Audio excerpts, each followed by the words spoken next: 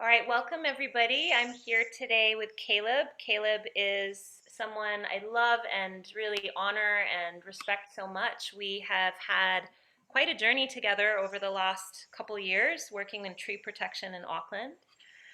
So welcome, Caleb. It's good to see you. How are you today? I'm okay. Thank you for having me. Of Yeah. course. You've been in the news lately, Caleb. Do you want to talk about why?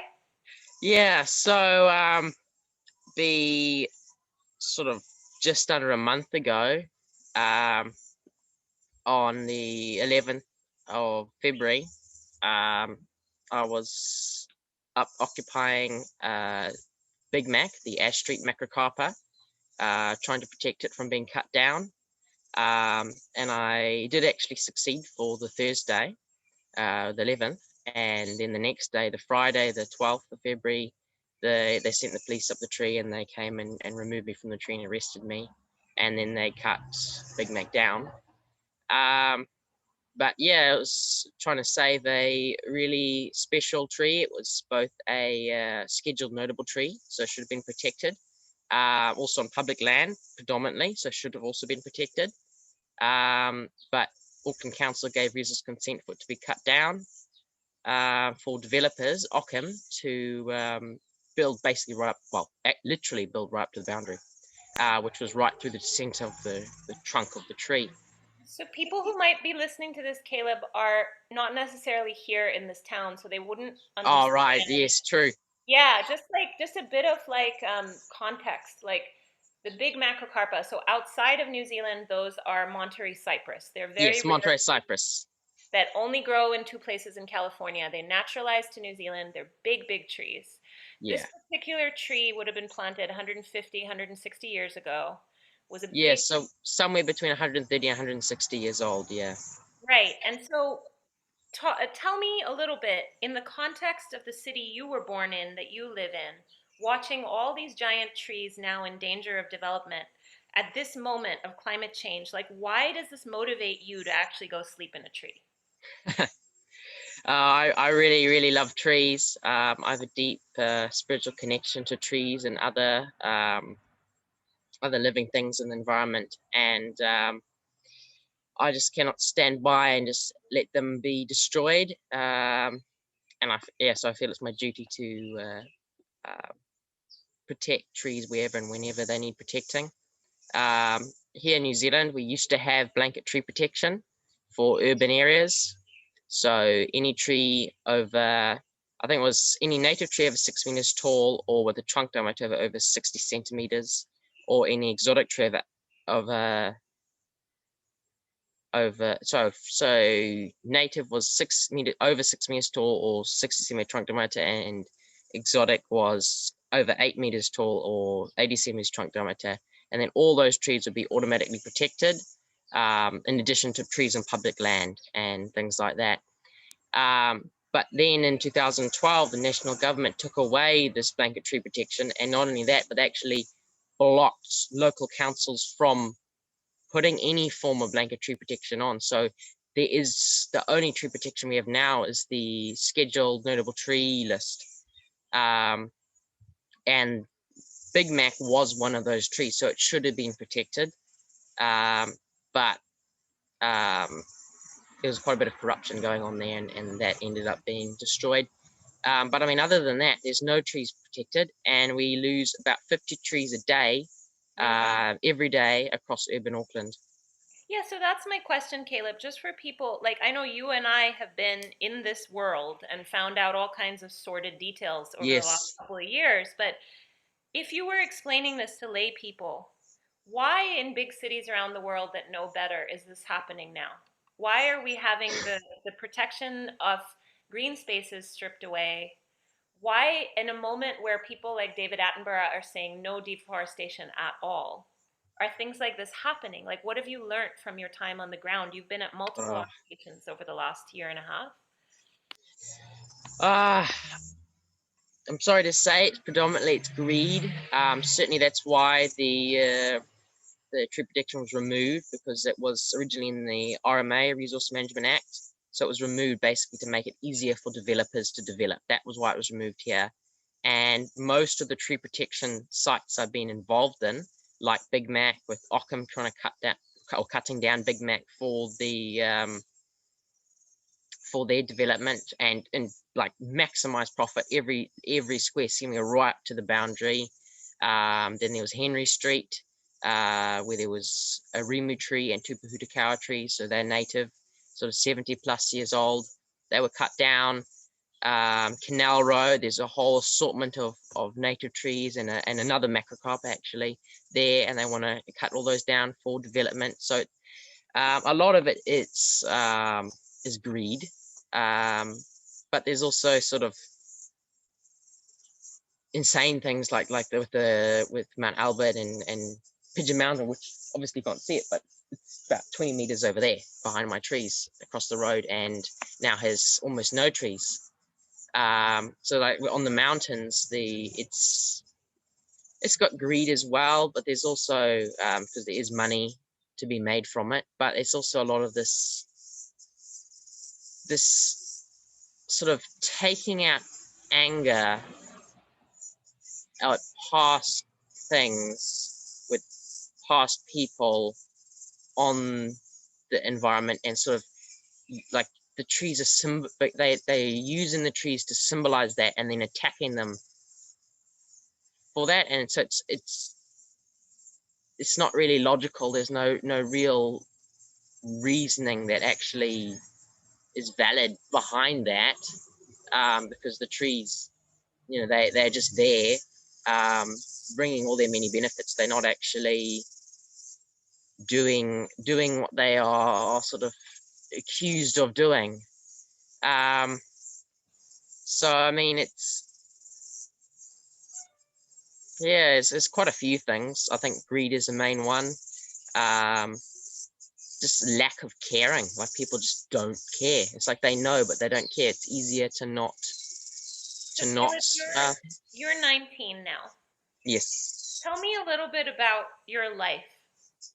Like, why, how, what happened when you were little that you're like, actually, I care about the living world. Actually, I need to do something.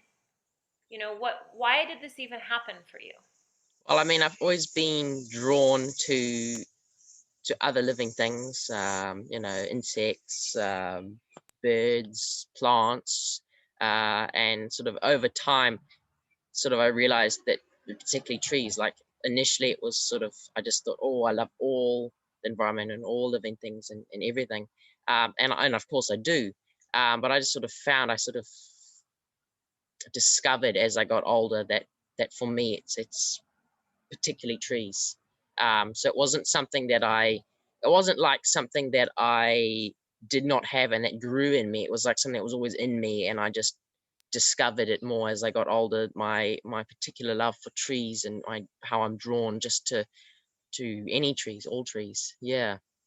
Why trees? If you could ask yourself, you probably know this, Caleb, but what is it about trees? And what is it about trees right now? Because one of the things I want to say just really quickly is that, um, in the tradition of Donna Ponte that was passed down by Rosita, where this work comes from, he, got all the medicines out of the jungle in Belize. And it was always about asking the spirit of the plant and respecting the plants as living things, and that they were his family and his friends, and that if you didn't thank the spirit of the plant, it couldn't do its work for you. And so there's this strong lineage passed down around tending the world of the green beings, you Yes. know?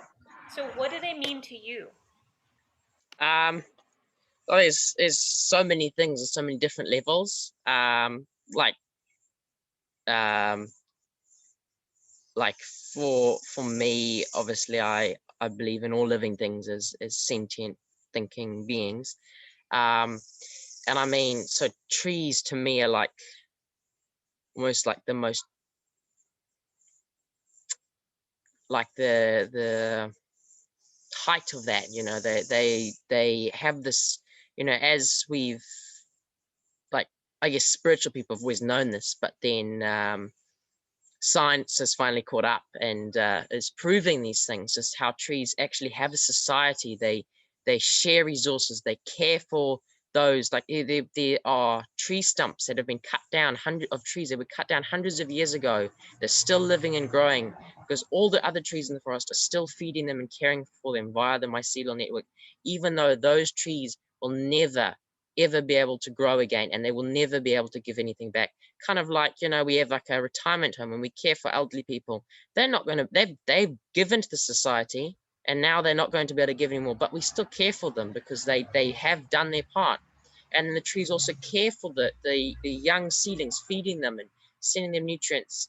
But also they will they'll care for all the seedlings, but they'll also recognize their own children, and they will care for those particularly, like give particular care to those.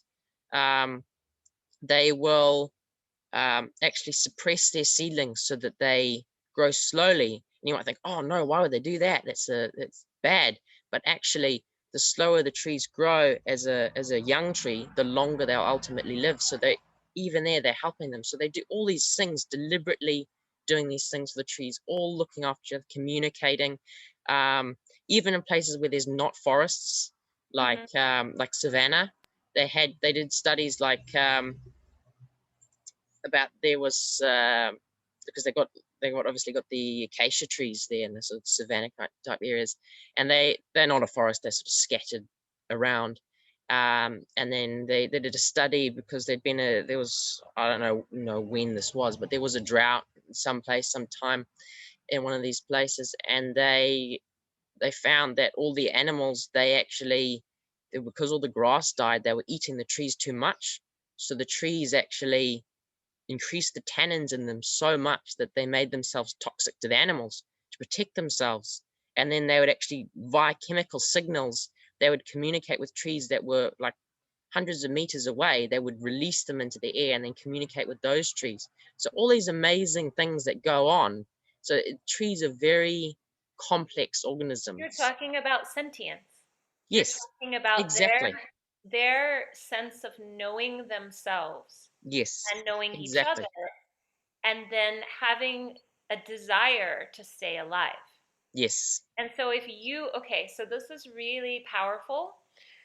I mean, that, like, we've talked about this before, but like as a little kid, like I knew that. And lots of little kids know yes, that. And lots of different indigenous groups speak to this, yes, animism that runs through the living world.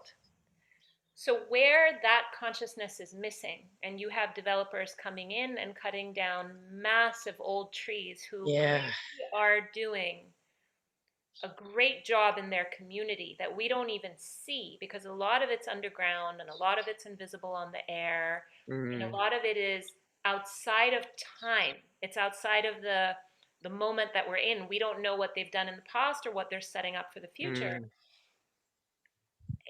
It feels like, there is a lack of awareness in society of the right to life of other living things. yes, And it exactly. really moves me so deeply that at your age, it's like you knew that. And so, if you had a message for the people who are currently making decisions in the age group and the, power brackets that they're in, like, what would you really want them to know?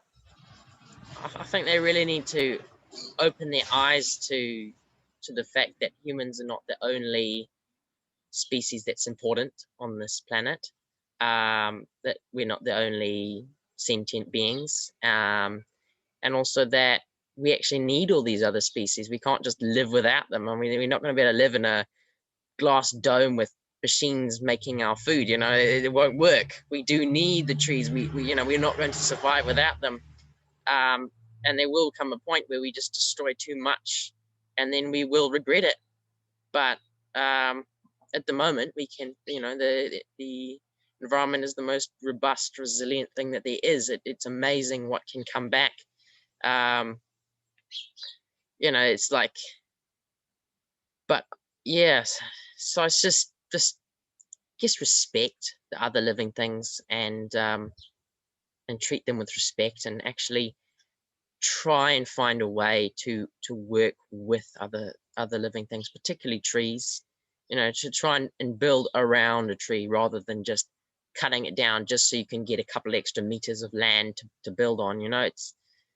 It's things like that, but sadly to say, I think people that are doing that, they cannot see that, and I don't know how they can be made to see it. Unfortunately, it's like, because they disconnected, and they need to connect with the other living things and realize these truths, which because of their disconnection, they do not. So let's turn that question in the other direction. What would you say to young people? What do you want people younger than you to know? Because it's even more their world. Yes. um, I think we need to take responsibility for the harm that we humans have done, and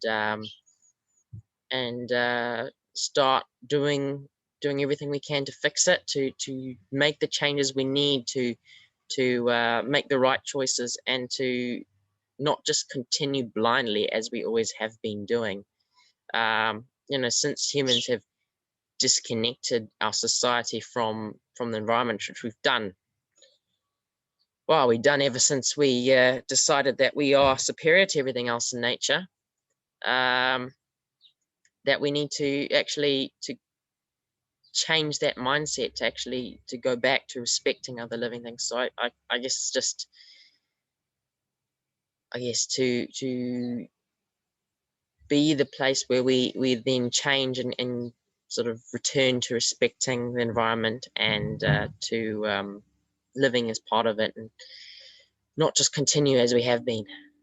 So, Caleb, right now, so Big Mac happened in February, Yes. but you're So involved 12th in, February. yeah, you're involved in a lot of different movements Yes. around Auckland right now. Yes. Do you want to just kind of list them and name them for people who may not know, and also what they're about and what might be the common thread between them? Just to give Right. a snapshot of one place on Earth, and we take this city and extrapolate it out, Mm, the issue's big. yeah. Um, so, I mean, the first tree protection protest I was involved in was obviously Pigeon Mountain over there. When I, got the letter, the trees were going to be cut down in 6 days' time. And I did everything I could, writing letters, wrote letters to newspaper, emailing the Tapundamanga Authority and phoning them, trying to get them to change their mind, start a petition, put signs up, went around telling people. Um, and I actually did save a magnificent old macrocarpa, like probably not as big as Big Mac, but still a beautiful, huge macrocarpa, and a hawthorn tree. But all other trees I lost. That was over 100 trees. How did you save them? Um, just by continually putting pressure on, until the operations manager eventually agreed to sparing those two trees. It was just the constant pressure, just keep on phoning and emailing, and just putting the pressure on them. Um, yeah, but I mean, honestly, it felt kind of like if you took a big trawler net and you scooped up a whole mass of fish and you threw a couple back. I get it. I'm just wondering what the justification. So the context of this is that there are several volcanic peaks in the city. There's currently a council-led organization that wants to remove any non-native trees. We're involved in a movement on one of the mountains. It's a Yeah. very contentious issue, and it's being presented as an Indigenous rights issue, but actually there's so many Māori who are against it because Mm, a lot of corporate gain wound up in the removal of 2,500 trees and the enormous cost that would that costs and how much money would be made. But I'm curious about the hawthorn and the macrocarpa on Pigeon Mountain. What was the justification given for allowing those two to stay? Like, I thought they all had to go. yeah. So this was very interesting. So, since I got the letter, I'd been just emailing them and phoning them, and doing everything I could. But so I could have kept it up as they were destroying the trees. So this was April 2019. So April the 2nd, I got the letter. April the 8th, they started cutting the trees, and by the end of April, they were all they'd finished. But I just sort of kept with this phoning and emailing, and then eventually the operations manager said, "Oh well, this is the thing that I found most sort of, well, there's so many things I found shocking and disgusting about it, but this was one of the things I found really shocking and disgusting. Was he actually said to me that the trees in the boundary, they did not really need to cut them down, because there were all the trees along the very edge, two silver dollar eucalyptus right across the road, a sequoia, not giant sequoia, but a sequoia bay tree, liquid amber, two Japanese cedars, some lily pillies, 3 live oaks, about no, it wouldn't be 12, but a selection of eucalyptus trees, a few hawthorn trees, 3 poplars, and the macrocarpa, and these are all on the boundary. And so they worked along, and I've been just kept going at it, just saying, you do not need to cut the trees, and why are you doing this? Save them. And then they they started with the boundary trees, and they walked all the way around, and they started basically in front of my house, with the sequoia and the bay and the silver dollars, and then they worked all the way around, and then by the time that he'd finally said that, they had rigged up the last and largest of the eucalyptus. Then there were the 3 poplars, and then there was the macrocarpa. What he said to me is, well, we don't really have to cut the boundary trees down, so you can keep the macrocarpa. The eucalyptus is already rigged up, and the poplars, and so, but we can keep the macrocarpa. And I just thought, for one thing, you did not need to cut them down. You could have saved all those trees right from the very Yeah, beginning. but it costs a Get lot them of money to plant a first. tree, guys. And It then the other costs us thing a is, lot of money. and just the like the total lack of care, the way he was so casual about, the eucalyptus is really rigged up. It's still standing, isn't it? And then, there's the poplars just because, didn't even give a reason for them. It's like, and then to my great joy, when they'd you never even explained what the story with the hawthorn was, because they just cut everything else down and left, and the hawthorn was still there. That is Uh, wild, Caleb. It's actually wild. Like, it's yeah. heartbreaking and it's insane. And the more Mm-hmm. you dig into kind of, with compassion, like with as much compassion as possible into what human beings are doing, there's just so little logic. So that was Exactly. 1 of 13 volcanic cones. 14.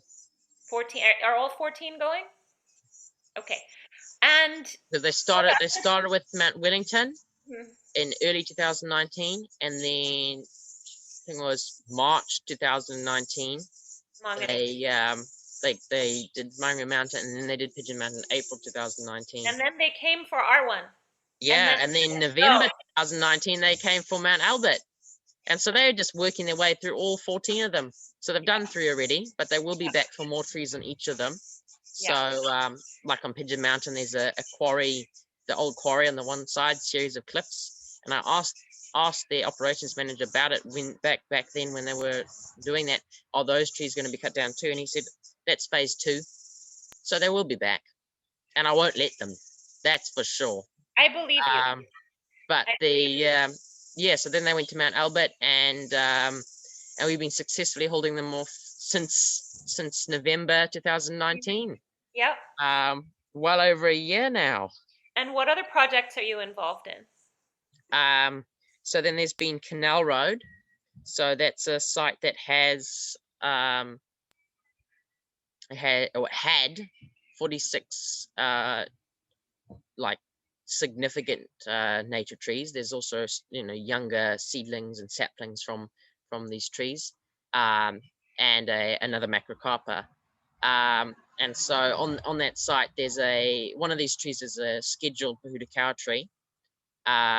So it's a scheduled notable tree, but that there's still a risk that developers will just chop it down and pay the fine, because that has been known to happen.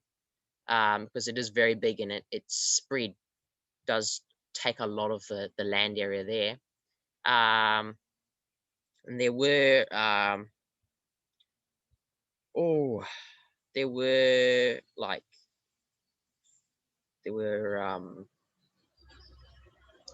Pudakawas, Titoki, Karaka. I did say, yeah, Totra, Arimu, Pudakawas, Mangiao, was There was a the Maire as spark. well. Is that right? Black. Yeah, and then there was some very rare trees as well, which were 2 black Mairi trees and Kawaka. And they are very rare. There are very few of those in Auckland. And the black Mairi trees are one of the slowest growing trees in the world. And so there's 2, So why? and they're only about that thick, and they could easily be in the 90-year-old, well, in the plant, they could easily be sort of the 90 plus years old, like the other trees there. And then in the Kawaka, there's just a handful left in the whole of Auckland of the Kawakas and the black Mairi, because the black Mairi had such dense wood that they were targeted and cut down and removed for firewood and other uses. Yeah, so and then all of the trees there, or most of the trees there, the ones of the significant big ones, were sort of planted sometime in the 1920s. So it was something like 1924 or 1926 by Walter Burgess, a woodwork teacher at the Avondale, I think it was Avondale Primary School.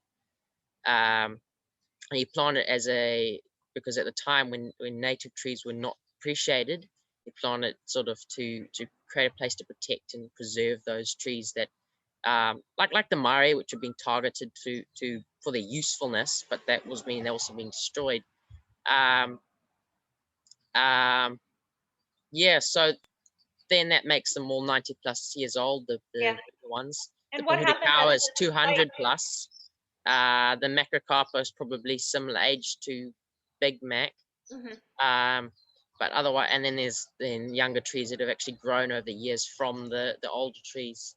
Yeah. And there's quite a few types out. I haven't there's a Rioria, and a Hinau. Mhm. So Hinau is also a pretty rare tree. Currently it's a stump.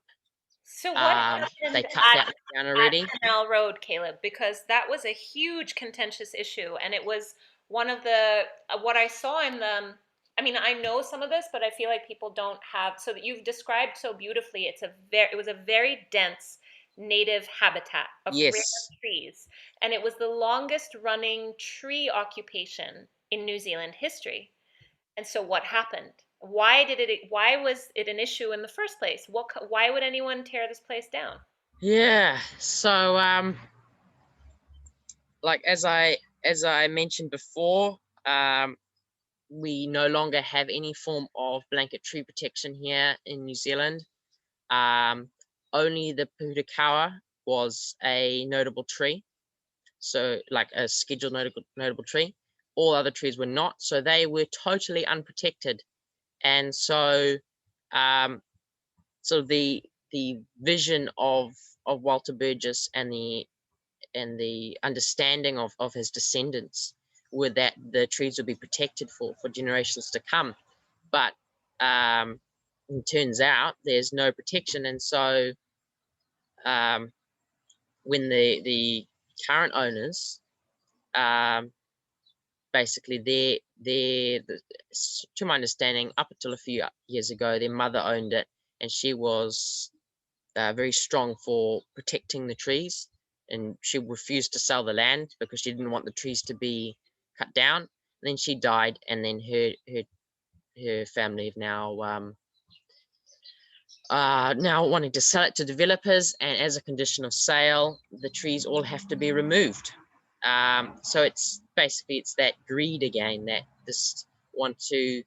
There's a bit of land, we want to make money out of it, and they don't see, like when I had the privilege of seeing it back in February 2020, when all the trees were still there, and I actually did a video tour of it, and with the foresight, I had the foresight to do that, and it was just absolutely magnificent. It was like a tiny little forest of a whole lot of variety, with the sort of like maybe equal, maybe greater actual variety of different tree species as you might find in an actual piece of bush of that size. So it was a really, really special place. Because these trees are 90 plus years old, they're trees of types that I know as a small, beautiful, and trees that I love, but small and just not particularly magnificent trees, like chitokis. You see them as a little street tree, and they've been hacked back, and they're beautiful little trees, and I love them. But I thought that's what they were, a nice little tree. And then I went there, and I just looked up, and one of the first trees that stood out to me when I went there was a huge chitoki that had about 3 trunks, and between them at the base it was about that thick around, and it was probably about maybe 35 meters tall, and it was absolutely huge. And like, I got this new appreciation for chitoki, because I did not know that chitoki was an enormous forest tree. I thought it was just a little tree that's often used as a street tree. Same thing with karaka. I never really knew that they could get into such huge trees. I see them quite commonly as a small tree planted in parks because they grow really easily. And then I went there, and I see these massive, big karaka trees are sort of similar height, and big trunks, like going up. And I was like, wow, I did not know that a chitoki could grow into that. I did not know that karaka could grow into that. Of course, I knew things like Purakawa and Peruri and Totra. I knew they were trees like that, but it was so special to me to be able to see trees like that was so big. And then the other thing was that, like, I'm very good with my trees. I know my trees very well. And the thing that was really special to me was to go there and see trees that I didn't know what they were. That was exciting, because I went there and I went, oh my goodness, what an amazing tree. What is it? Isn't that amazing? Like, I'd never seen a hinau, a kawaka, or a black mari until I Wow. saw that. Wow. And then suddenly I saw these trees, and I looked them up, and I researched, found out what they were, and then it was this amazing thing to discover trees I'd never seen before. But And of so course now what happened to the that site, Caleb? What's happened to it? so then in July 2020, they came and they cut down a lot of the trees, and then they came a second time, and they cut down some more. And so now about 23 of the 46 significant native trees are cut down. I mean, they just, yeah, and that includes that chitoki that I had been so amazed by and had so marveled at when I first saw the site. And that includes the rimu tree, that includes the hinau tree, only Hina tree. Sorry, not the Remu tree. What am I saying? The Totra next to the Remu tree, and another Totra, um, and like the big Puri tree in the middle is still there, but it had 4 big trunks. Now it's only got 1. The Rioria tree was the tallest in Auckland, possibly the tallest ever, like tallest currently anywhere. And that's gone now. Um, This is a so crime, Caleb. so much is lost there. Crime against biodiversity. Yeah. Like, okay, the other thing I want to name here is I went to the site. You were there before. You've seen it when it was intact. I went right at the beginning of the occupation and met Oh, some of you the locals. did you never see it when it was all there?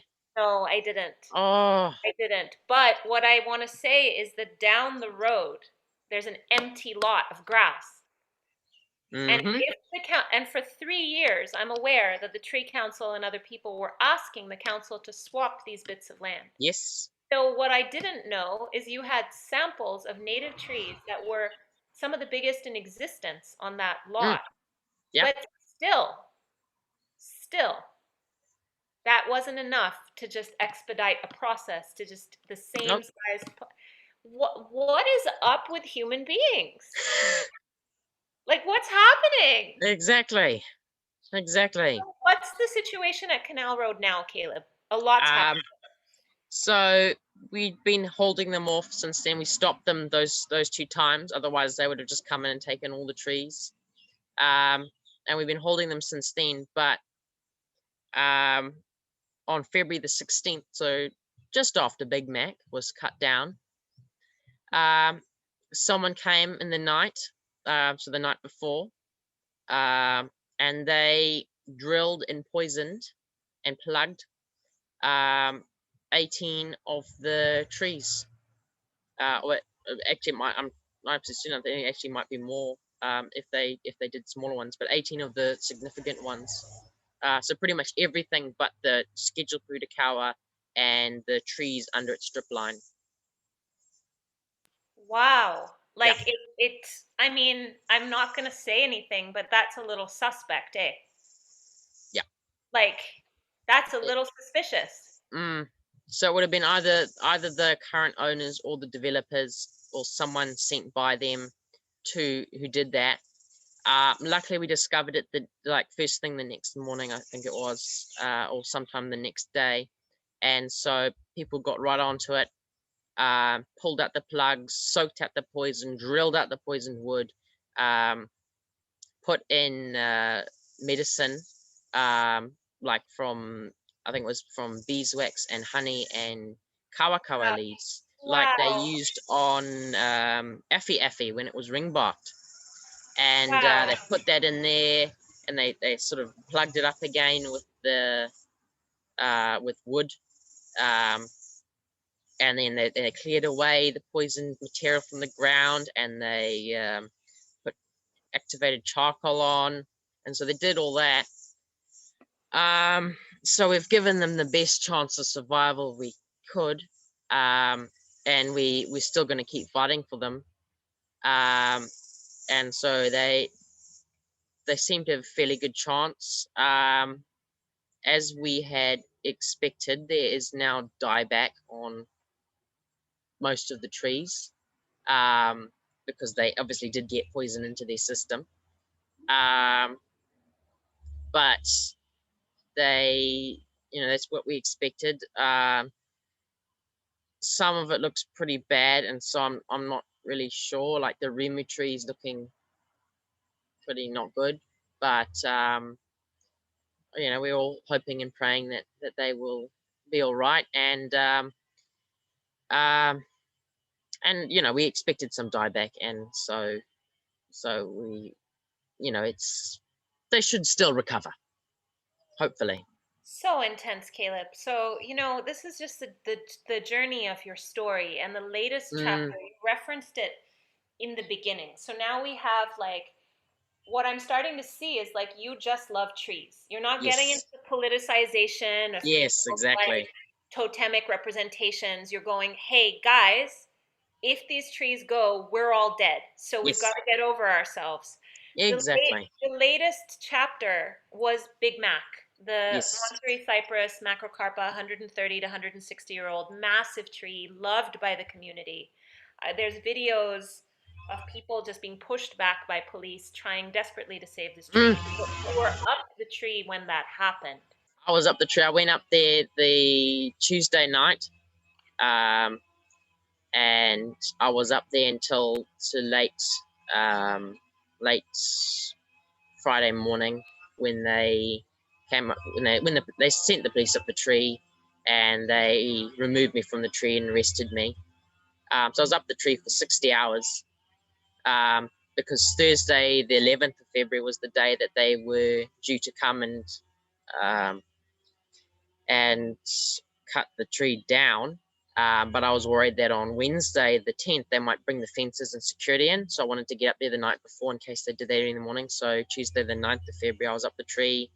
Wednesday, the 10th of February, nothing really happened. The police came past once, and nothing significant. And then Thursday, the 11th, I was up the tree. We had a crowd of people come underneath the tree, standing underneath the tree. And then the police came, and they quite literally just shoved everyone out the way. Um, I was filming a lot of it, and while that happened, there was one lady who was actually like pushed over, almost fell over there when they pushed her. They were like literally pushing them out the way, and then they put the fence up, and they had security in there. And a few people remained under the tree. One was trespassed, and then she chose to leave, and then the other was he stayed there until he was arrested and removed, and yeah. And this is all for a single tree that Yeah, was on the boundary of a large property, yeah, and they could have kept the tree. yes.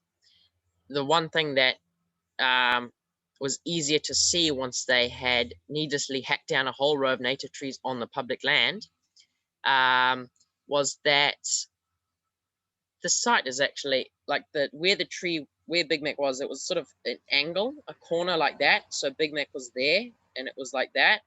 So it wouldn't even have been taking a chunk out of a flat side. It was actually at a corner, and they could have just given a few meters, and that would have been enough for the trunk to remain, and that would be enough for the tree to remain. Whereas they designed the only design that could have required the tree to have been cut down, because they designed their building right to the boundary, right through the middle of the tree trunk. Otherwise, they could have retained the tree. So and there was this corrupt deal, and I actually You have a filmed recording.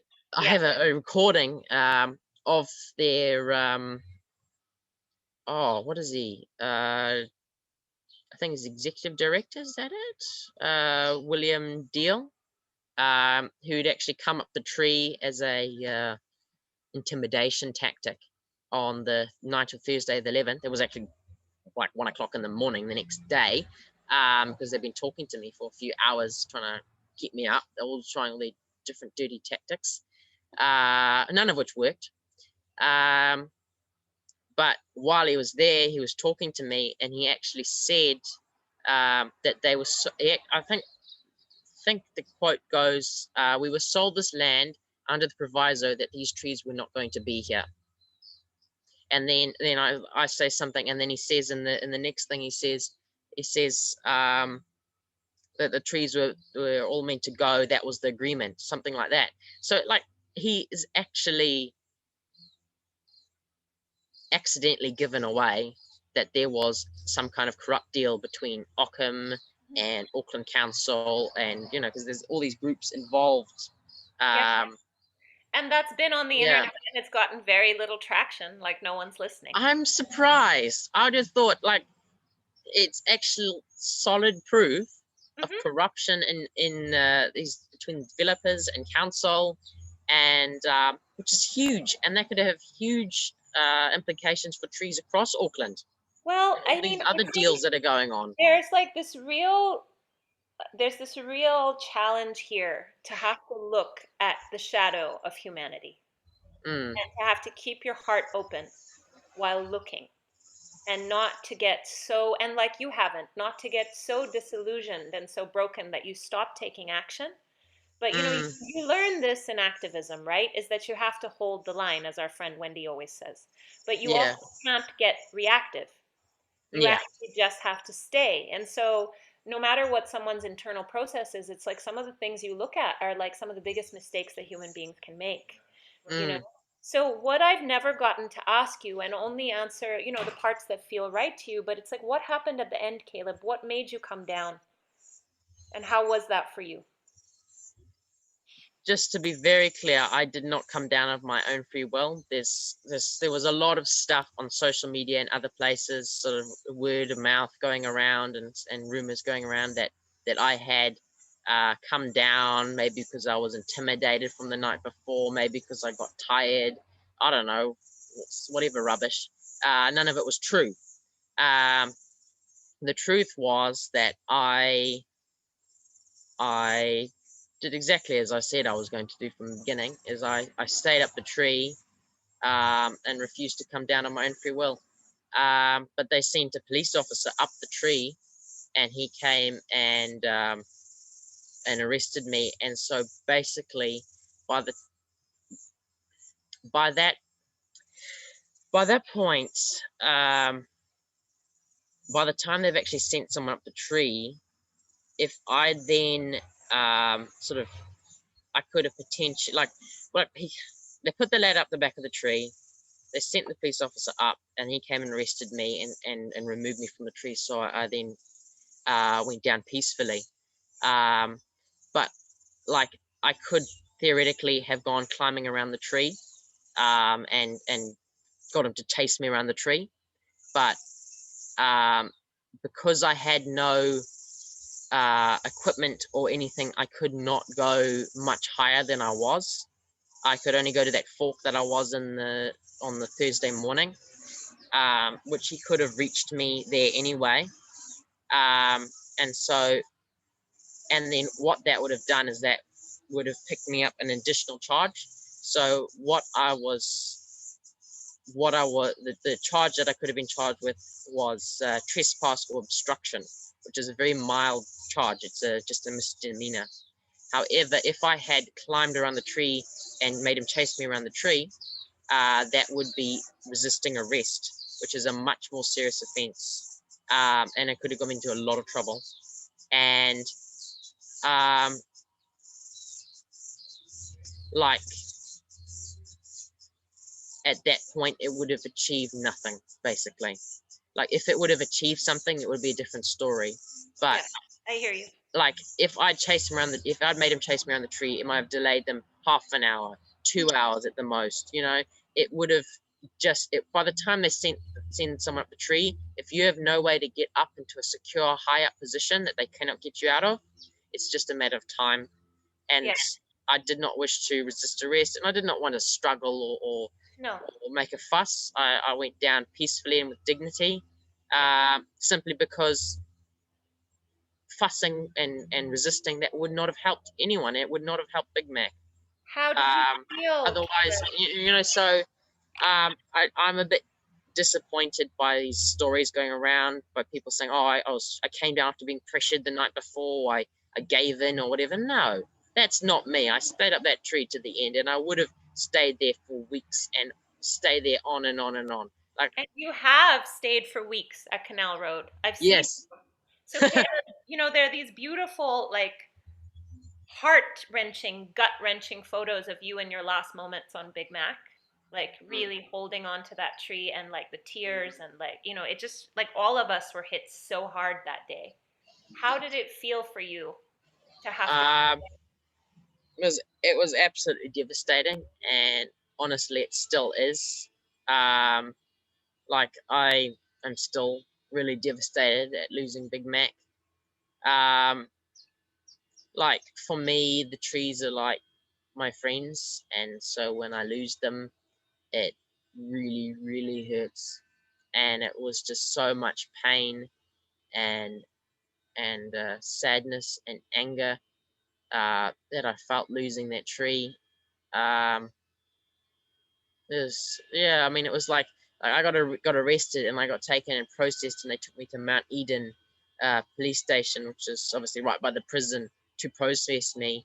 And I mean, it was just like I had so much grief had at losing Big Mac that um, that it like that did not even bother me at all.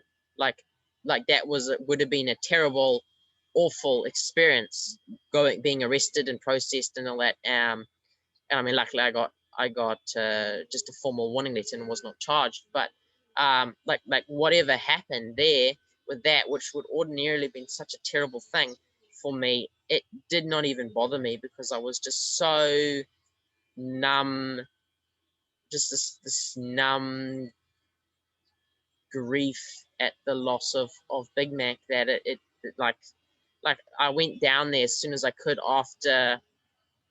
um, after having been processed, and I just went and I watched them cut.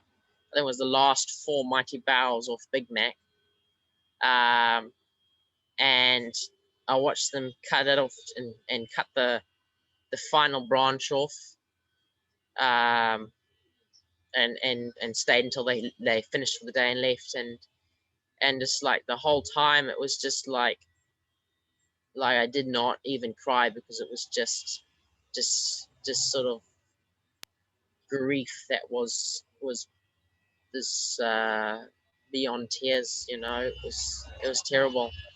Um, yeah, Caleb, it, I it just was the hardest loss for me since losing the Pigeon Mountain trees. That was the only thing that was worse than that. Hmm.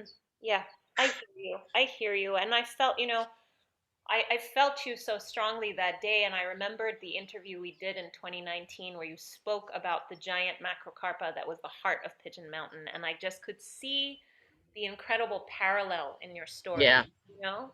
And so there's two things I want to say here. One is I'm remembering a story that Rosita often tells about Don Eligio when a very precious part of the rainforest had been taken down, and that he sat down on his knees and cried, and he said, "These people are fools.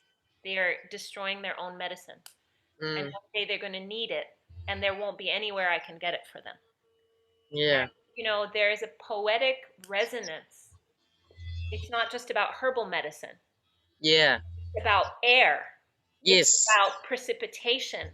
It's about the energetic protection that trees provide a space. It's about the microbiome. It's about protection from pathogens. It's about climate control. It's about the prevention of erosion. It's about biodiversity. And we're just doing it more and more and more and more. So that leads me to my last question, because we have 5 minutes before we're Oh. done. Isn't that amazing? How Yeah. Wow. trees forever. Um, is what do you see in your future, Caleb? What do you see for the rest of your life? What are you gonna do? I am the tree guardian. I will continue to protect trees wherever and whenever they need protecting. That's sort of my purpose, my calling, what I'm meant to do. So I'll just keep doing that. And all the loss of all the trees, I will use that to drive me on as I continue to protect the trees. Mm, amazing. And so, what people, once this goes online, people might watch it in the US, they might watch it in Europe, they might watch it in Australia. It'll be there like forever. So, what advice would you give someone who's like, hey, I care about trees too? What can I do? Um, well, one thing I would say is that I may have failed to save Big Mac, but I did stop a mega development company's multi-million-dollar project for an entire day, which is not nothing. And that's just one. Well, I was 18 then, so one 18-year-old sitting up a tree did that. So do not think you're too small to make a difference. You can, just one person can make a difference. Um, and then when I was fighting for Pigeon Mountain, that was just me on my own, and I saved a macrocarpa and a hawthorn, and those trees are still there because I did that. So you know, numbers is very, very valuable, but don't think that just because you do not have them that it's not worth it. And so, yeah, I think if you love trees and prepared to fight for it, then go for it and do it. And also, sort of reach out to other tree protectors or other people that might be interested. You do not know who would join you to fight until you've actually sort of asked and looked and actually explored that idea. Like with Mount Albert, you guys all discovered that you all actually were willing to fight, and then you all work together and did that. So it's like, and I think it's good for us tree protectors to get involved with all the different tree protecting places, to go support other causes. Because for me, it's not about. I mean, there are some trees that I have a personal connection to, which I'd obviously fight harder for, like the Pigeon Mountain trees and Big Mac. But I mean, for me personally, any trees I fight for, I end up developing a very strong personal connection to. But like for me, it's not about, oh, these trees are just near where I live. It's about, like, I love all trees, and so I think we should not just focus on our own trees in our own little patch. We should help each other out, support each other. Yeah. Even if it's like other side of the world. Hmm. Like I've had messages of support from other countries. Two from Australia directly to me, like that on the Facebook messengers. People sent me messages saying, "Good on you, Caleb," and from Australia. And I've seen like message support on like the article, the Last Man Standing article. Because it had like 1.5 thousand comments on the New Zealand Herald Facebook page, and all there were messages from other countries. Like I saw one that was from Spain. It's like it's just we should all and then like. Canal Road, you've had like support from like all over the world. So it's like Yeah, just support each other, all us trees. absolutely. Even if you cannot physically go there or actually do anything for it, it's great just to support each other and form that Yeah, network of extend. tree protectors. And then all those who you can support, like I've been involved in all these different ones across Auckland, just go and be involved wherever you can and save trees where you can and just grow a movement of tree protecting. Hmm. Last question, Caleb. What Okay. do you think?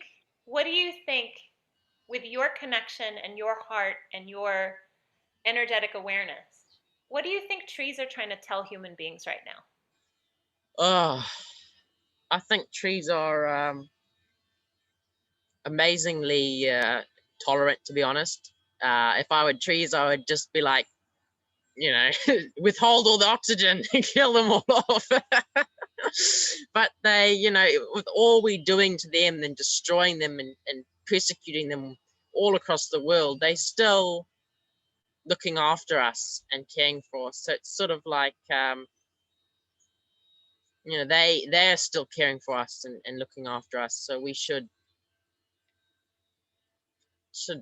I guess sort of realize that and actually wow, look, they are still looking after. So I guess it's like the trees are there as the protectors of the earth, looking after everything, and they will continue to do it until they're totally destroyed. They will do it to their last breath, quite literally. Yeah, you know um thank so you. I guess it's that forgiveness. I guess they would forgive us, and they would fix everything if we just let them. And so it's just we just need to give them that chance, you know. Caleb, I'm so grateful to you. Thank you for doing what you're doing. Thank you. For me, it's just like I do the only right thing that there is for me to do. Yeah. Yeah. Thank you so much for your time, Caleb. So grateful to you. Yeah, thank you. It's been a great opportunity and great to speak to you.